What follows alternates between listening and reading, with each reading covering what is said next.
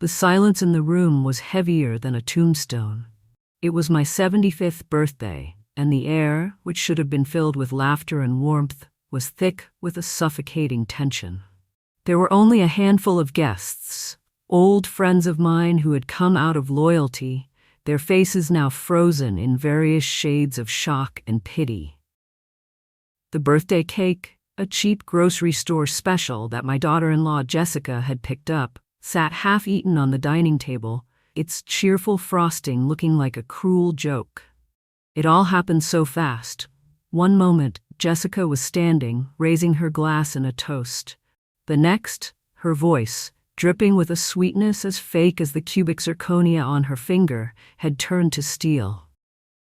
"And now, a toast to new beginnings," she'd announced, her eyes sweeping over the room, but not at me. "David and I have decided it's time to move on to bigger and better things. We're putting this old house on the market." A collective gasp rippled through my friends. I just sat there, my heart a cold, hard knot in my chest. And then, the final, unforgivable act. She reached into her purse, pulled out the heavy brass ring of keys to my own home, the home my late husband Robert and I had built with our bare hands, and threw them. They cut through the air and struck my cheek, the cold metal a sharp, stinging shock against my skin before they clattered to the floor.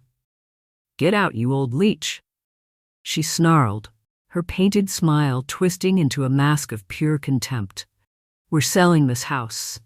Now, they are all gone." My friends shuffled out with mumbled apologies and worried glances, their pity almost as painful as Jessica's cruelty. David, my son, my only child, couldn't even look at me as he escorted his triumphant wife out the door, his silence a louder betrayal than her words. I am left alone in the wreckage of my own birthday party. My name is Helen Sterling, and I am 75 years old. The cheek where the keys hit me is throbbing with a dull ache, but it's nothing compared to the agony ripping through my soul. A leech. That's what she called me. A parasite, living off the lifeblood of my own family. I wrap my arms around myself, a feeble defense against the sudden bone-deep chill that has settled over me. My gaze falls to the chintz armchair in the corner, the fabric worn thin over the years. That was Robert's chair.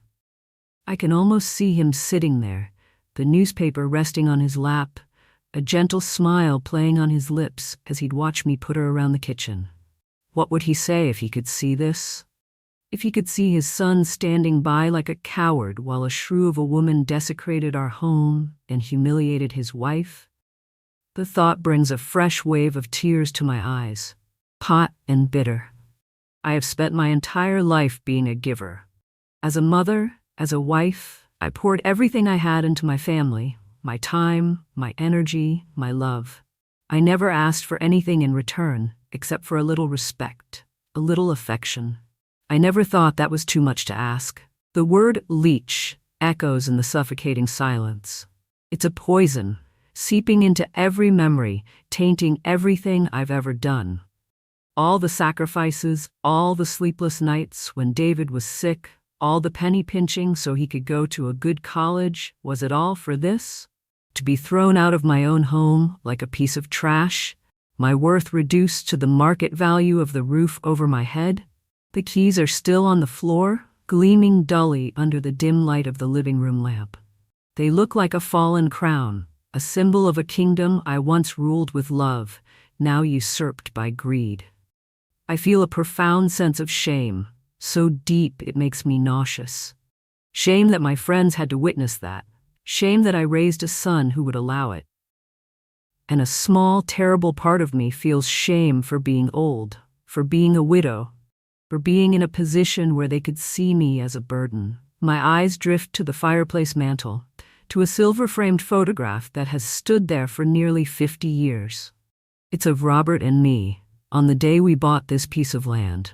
We were so young, standing in an empty field of tall grass, his arm wrapped tightly around my waist. The house wasn't here then.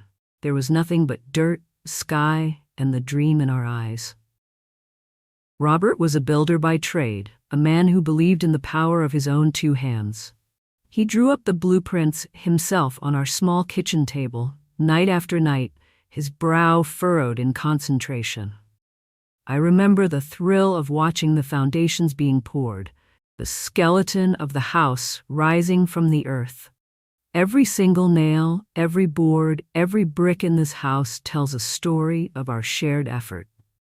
I would pack him a lunch every day, bringing it to the site, and we'd sit together on a stack of lumber, eating sandwiches and talking about the future we were building. We designed it to be a family home. The backyard was for our future children to play in. The extra bedroom was for when my mother got older and needed a place to stay. This house was never just an asset, it was a sanctuary, a living testament to our love and hard work. I can still smell the fresh paint from that first week we moved in. The way we danced in the empty living room with a small record player in the corner, our hearts full of hope. This is where we brought David home from the hospital, where I marked his height on the kitchen door frame year after year. This is where we celebrated Christmases and Thanksgivings, where we comforted each other through sickness and loss. Every floorboard holds a memory. Every window has framed a season of our lives. Jessica sees walls and square footage. I see the ghost of my husband's smile, the echo of my son's childhood laughter. She sees a dollar sign. I see the very soul of my life, and they want to sell it. They want to tear down 50 years of memories and sell them to the highest bidder, all so Jessica can have a new car and a bigger closet. The thought is a physical blow, knocking the wind out of me. I slowly push myself up from the couch, my joints aching with a weariness that has nothing to do with age. I walk over and bend down, my hand trembling as I pick up the keys from the floor. They feel cold and heavy in my palm. For a moment, I just stand there, a lonely old woman in a silent house, clutching the keys to a life that feels like it's been stolen from me. The pain is so immense, I feel like I could just dissolve into it and disappear. Have you ever felt betrayed by the very people you love the most? Share your story in the comments below, so we know that we are not alone. I stood there for what felt like an eternity, the cold brass of the keys biting into my palm. The tears had stopped.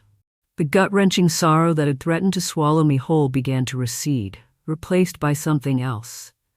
It was an old feeling, one I hadn't felt in years, a cold, clear anger that settled deep in my bones. It was the anger of a queen betrayed in her own court. The anger of a creator watching her creation being defiled. I looked up at the portrait of my Robert, his kind eyes seeming to watch me from across the years. "Oh, Robert," I whispered to the silent room, "I've been a fool. I've been so busy mourning you. So busy trying to be the gentle, quiet mother I thought David needed, that I forgot who I am." The woman who had cried in that armchair just moments ago was gone. She had been shed like a skin. In her place stood Helen Sterling. Not the grieving widow, not the doting mother, but the woman who had stood shoulder to shoulder with her husband and built an empire from dust and dreams. Jessica's mistake wasn't just her cruelty. It was her ignorance. She saw a frail old woman, a relic to be cleared away with the old furniture. She had no idea who she was dealing with. She had poked a hibernating bear, and now that bear was wide awake. The hurt was still there, a deep, throbbing wound in my heart for my son's betrayal. But it was no longer a weakness. It was fuel. I walked over to my antique writing desk, the keys still clutched in my fist, and sat down. My hands, which had been trembling with shock, were now perfectly steady. The time for tears was over. The time for action had begun. They wanted a new beginning? Oh, I would give them one. A beginning to the end of the comfortable, entitled life they had taken for granted for far too long. You see, there's something Jessica and David don't know. Something I have kept hidden for over a decade. A secret I guarded out of love, and now a secret I would unleash out of necessity. My life of quiet modesty wasn't a necessity, it was a choice, it was a test. After Robert passed, the grief was all-consuming. The sprawling world of business, of acquisitions and assets, felt hollow and meaningless without him by my side. He had been the face of our company, the charismatic builder, the man everyone loved and respected. I was the architect behind the curtain, the one who navigated the treacherous waters of finance, who saw the angles, who made the tough decisions. We were a perfect team. Together we founded Sterling Properties from nothing more than a small loan and a shared, unwavering vision. We built it into one of the most respected real estate firms in the state. When he died, I lost my partner in every sense of the word. So I did what I thought was right. I promoted a man I trusted implicitly, a brilliant lawyer who had been with us from the beginning, Arthur Gable, to the position of CEO. I faded into the background, retaining my position as the silent majority shareholder and chairwoman of the board, but I let him run the show. I wanted a simple life. More than that, I wanted to see what kind of man my son would become without the shadow of a massive fortune looming over him. I wanted him to love me for being his mother, not for what I could give him. I gave him and Jessica a comfortable life, a generous allowance, a beautiful apartment in a building the company owned, but I kept the true scale of my wealth a closely guarded secret. I watched as Jessica got a job at Sterling Properties. The irony was almost comical. She was a junior agent, clawing her way up the ladder, constantly complaining about her bosses and the company's policies, completely oblivious to the fact that the quiet, penniless old woman she despised held her entire career in the palm of her hand. I watched her poison my son's mind, feeding his insecurities and stroking his ego, turning him against me piece by piece. She saw me as a roadblock to the lavish lifestyle she believed she deserved. Over the years, I heard the whispers, the snide remarks made when they thought I wasn't listening. They saw my frugality not as a choice, but as a necessity. They saw my quiet nature not as a sign of peace but of weakness. They saw my unconditional love not as a gift, but as something to be exploited. I let them believe their own narrative, hoping that one day my son would see through her schemes and remember the mother who raised him. That day never came. The birthday party, the keys to my face, the word Leech. That wasn't just an insult. It was David's final failing grade on the test of his character. And now the test was over. The results were in, and it was time to issue the consequences. I reached for the old, leather-bound address book in the desk drawer, my fingers tracing the familiar indentation of the worn cover. I flipped through the pages until I found the entry I was looking for. Gable, Arthur. Private line. My heart was beating a steady, determined rhythm. This single phone call would be the first domino to fall in the careful demolition of their world. When you discovered a painful truth, what was the very first thing you did? I took a deep breath and dialed the number. He answered on the second ring, his voice as crisp and professional as ever. Gable. Arthur, it's Helen, I said. There was a brief pause, and then the warmth flooded his voice. Helen, it's wonderful to hear from you. Is everything all right? He knew I never called this line unless it was important. Not exactly, Arthur, I said, my own voice low and steady. I'm afraid I have a problem.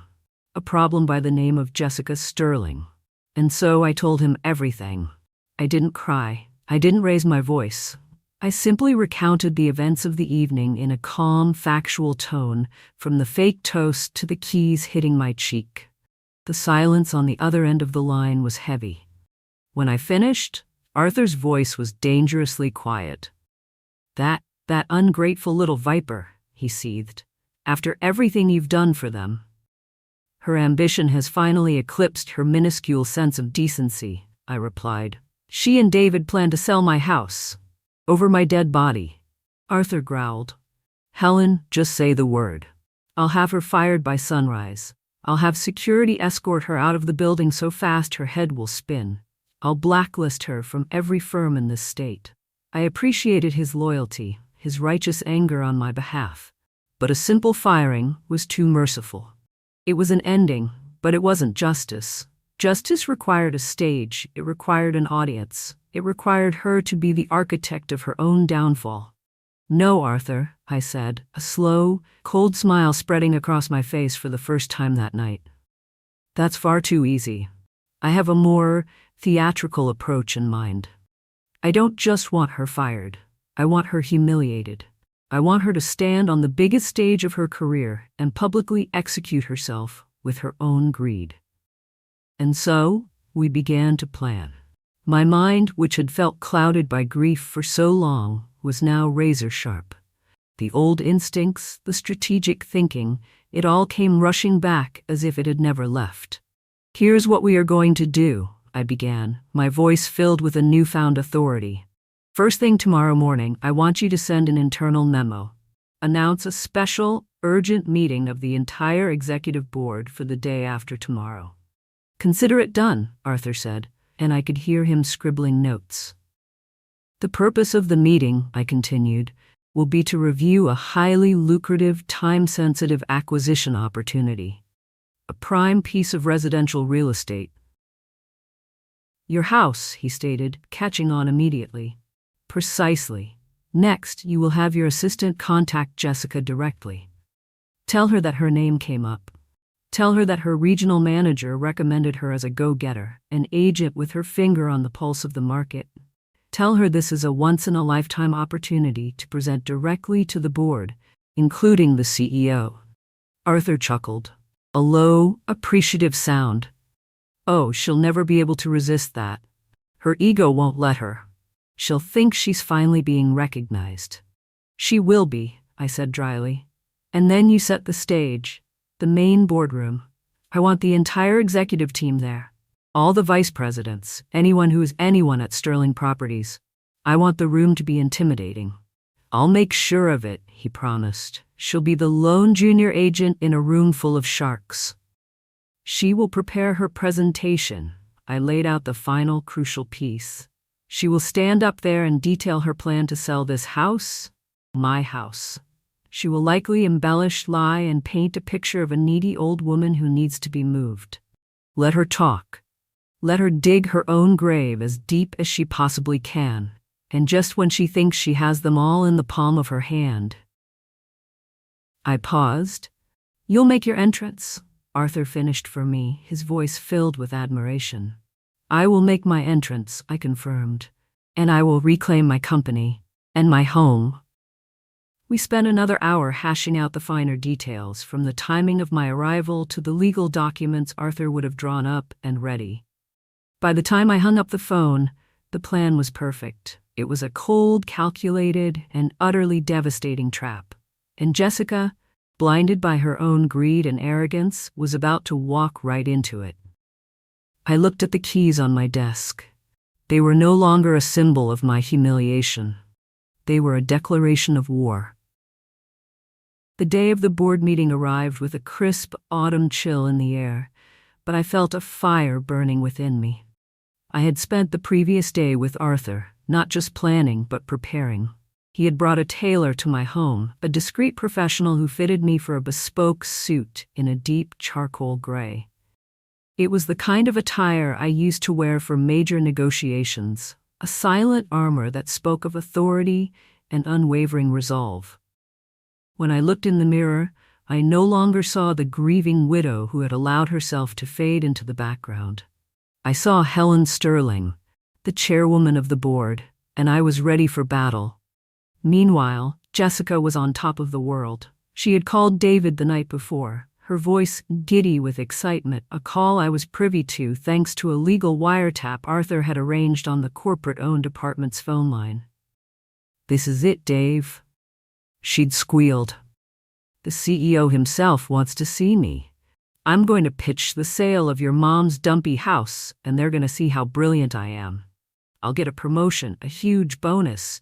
We'll be out of that old hag's shadow for good." David's contribution was a series of weak, mumbled agreements. He was a passenger in the runaway car of his wife's ambition. They arrived at the Sterling Properties headquarters an hour before the meeting.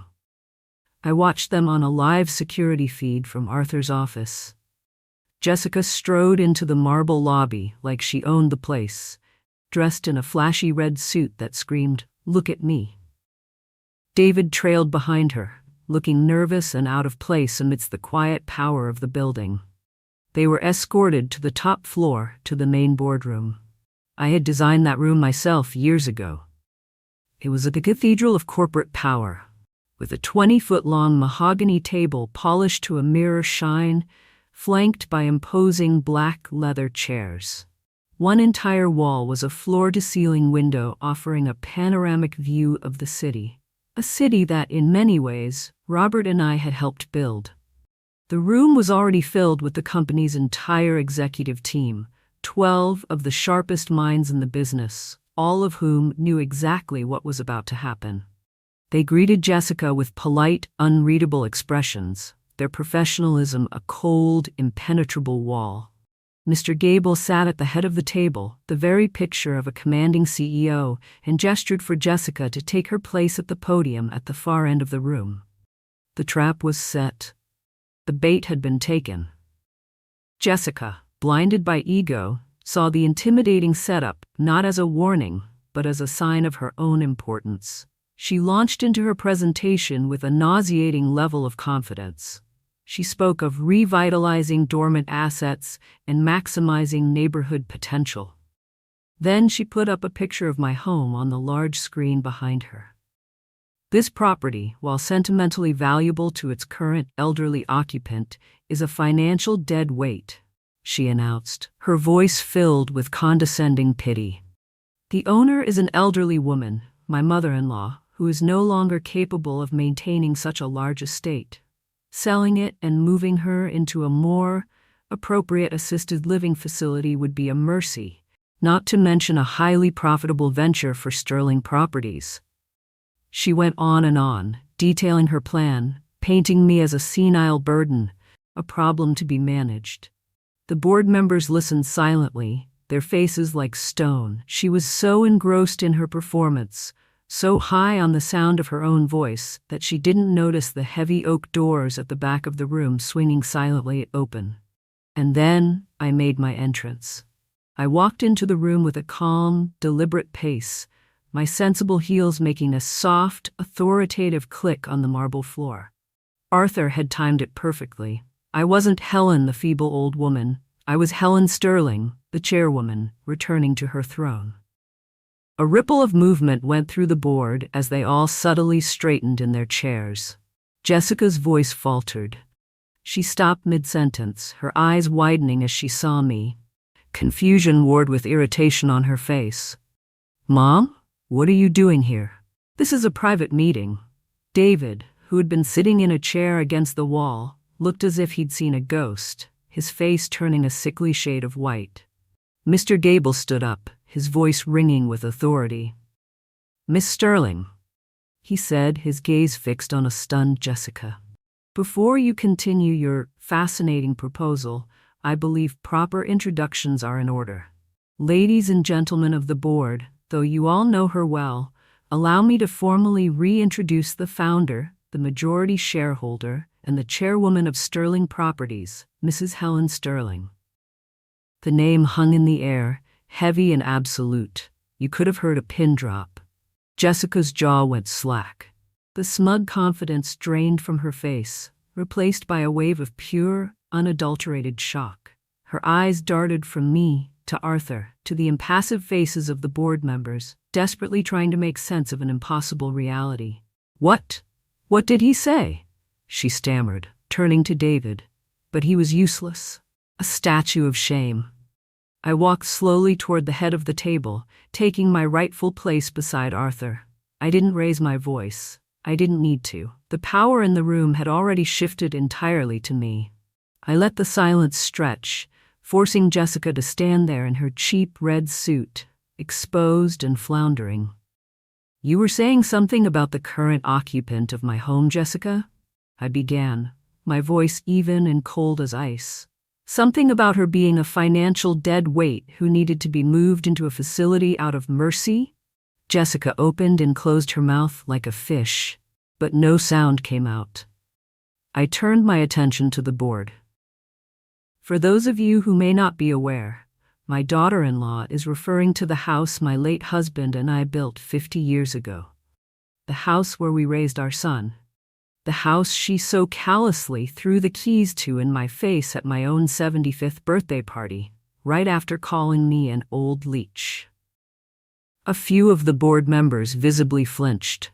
Their professional masks slipped for just a moment, revealing looks of utter disgust directed at Jessica. I locked my eyes on hers. The time for subtlety was over.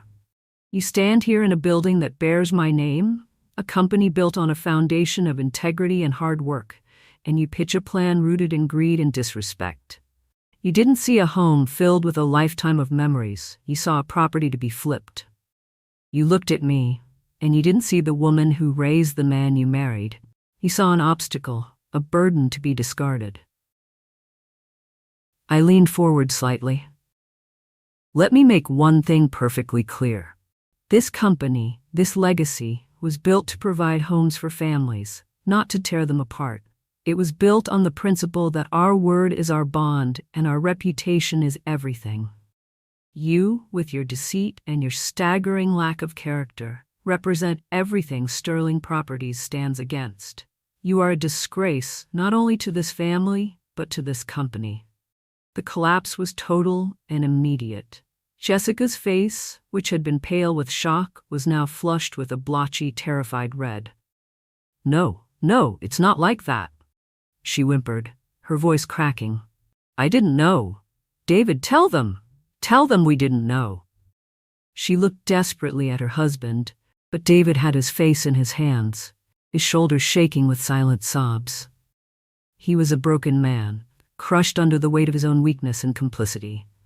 Jessica's pleas became more frantic, devolving into incoherent babbling. It was a mistake, a misunderstanding. I love you, Mom. I really do. I was just trying to help. Please don't do this.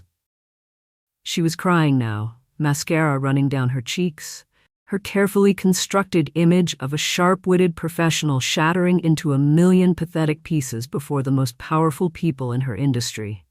She was no longer a predator. She was simply prey, caught in a trap she had gleefully set for someone else. The room watched her meltdown in stony silence. There was no pity for her here. She had earned every second of this excruciating humiliation. I let her ramble for another moment before I raised my hand for silence. Enough, I said, my voice cutting through her sobs. Your employment at Sterling Properties is terminated, effective immediately. Security will escort you from the building. Your access has been revoked, and you will be billed for the corporate assets currently in your possession. I then turned my gaze to my son. He looked up, his face streaked with tears and shame. David, I said, and for the first time, a flicker of pain entered my voice. The apartment you and Jessica reside in is a corporate property. You have 48 hours to vacate. After that, you are on your own. The finality of my words seemed to suck all the air from the room. It was over. The leeches had been removed. 2 armed but discreet security guards entered the room and moved towards Jessica and David. They didn't even touch them. Their presence alone was enough. They led my son and his sobbing wife out of the boardroom, past the people they had so desperately wanted to impress, their careers and their lives in ruins. As the doors clicked shut behind them, a profound silence fell over the room. I looked at their shattered lives as they were led away, and I didn't feel happiness. Just a grim sense that the scales of justice had finally been balanced. In your opinion, was the punishment they received fitting for the crime they committed? In the days that followed the board meeting, the silence in my large house was no longer one of loneliness, but of peace. The storm had passed. Arthur handled the fallout with swift and discreet efficiency. As promised, Jessica and David were given exactly 48 hours to vacate their corporate apartment. I was told they left in a flurry of bitter accusations and slammed doors, their panicked packing a chaotic symphony of their own making. The fallout for Jessica in her professional life was immediate and absolute. News of what happened in that boardroom spread through the tight-knit real estate community like a wildfire. Arthur didn't have to formally blacklist her. Her own actions had incinerated her reputation beyond repair. No respectable firm would touch her. Her name became a cautionary tale whispered among junior agents, a story of an ego that wrote checks her character couldn't cash. She, who had dreamed of seeing her face on billboards, was now a pariah. Their relationship, a fragile structure built on the sandy foundation of mutual greed, crumbled without the support of my money. I later heard through the grapevine that they separated within a month. David, stripped of his comfortable lifestyle, and the wife who had propped up his weak ego, was forced to find a menial job and rent a small, bleak room in a part of town he used to look down upon. Jessica, I heard, moved in with a friend, her fall from grace as spectacular as her ambition had been. They lost everything because they never truly had anything of substance to begin with. Their wealth, their status, their marriage, it was all borrowed from my love and my legacy. And when I finally called in the loan, they were left bankrupt in every sense of the word. I did not feel joy in their downfall. Instead, I felt a profound, aching sadness for the son I had lost, not to death, but to his own moral failings. He had made his choices, and now he was living with the consequences. My door remained closed to him, not out of spite, but out of the grim necessity of self-preservation. Some betrayals cut too deep to ever truly heal. As for me, I did not retreat back into my quiet life. The woman who had re-emerged in that boardroom was here to stay. I formally resumed my duties as chairwoman of Sterling Properties, not with the day-to-day intensity of my younger years, but with a renewed sense of purpose. I walked the halls of the company my husband and I had built, and it felt like coming home. My presence brought a new energy to the firm, a reminder of the core values on which it was founded. I found that the strategic part of my mind, dormant for so long, was as sharp as ever. I poured my energy into mentorship, guiding the next generation of leaders, ensuring that the legacy of Sterling Properties would be one of integrity long after I was gone. After much thought, I made a difficult decision. I sold the house. It was a place of cherished memories, but the final ugly scene had tainted it. It was time for a new chapter. I sold it to a lovely young family, whose laughter I could already imagine filling the halls. I watched them and saw a reflection of Robert and me all those years ago. With the proceeds and a significant portion of my personal fortune, I started a new venture. I established the Robert Sterling Foundation for Elder Dignity, a nonprofit organization with a single, clear mission: to build beautiful, safe, and affordable housing communities for seniors who had been victims of abuse, neglect, or abandonment. I took the pain Jessica had inflicted upon me and transformed it into a shield for others. I would not let my story be just one of revenge. It would be one of redemption and purpose. The whole affair taught me a priceless lesson about the nature of wealth and family. What truly gives your life value and meaning? I personally oversaw the design of the first community, ensuring every detail was crafted with respect and care. There were gardens, libraries, and bright common areas. It was more than just housing. It was a sanctuary where people who had been made to feel worthless could find their dignity again. The day we opened the first building, Sterling Manor, I stood on the patio, watching the new residents move in. I saw the relief and gratitude in their eyes, heard the genuine warmth in their voices, and I felt a sense of fulfillment more profound than any business deal I had ever closed. This was my true legacy. It wasn't in the soaring skyscrapers of the city, but in the peaceful homes of those who had been forgotten. They say living well is the best revenge, but I found that helping others live well is even better. My name is Helen Sterling. My son and his wife tried to take my house, but in the end, they gave me a far greater gift. They gave me my purpose back. They could throw the keys to my house in my face, but they could never, ever take away the keys to my own strength and my own soul. That power belongs to me and me alone. Thank you for listening to my story. If these life lessons resonate with you, please subscribe to become part of the Family Memories community, where we share our stories to become stronger together.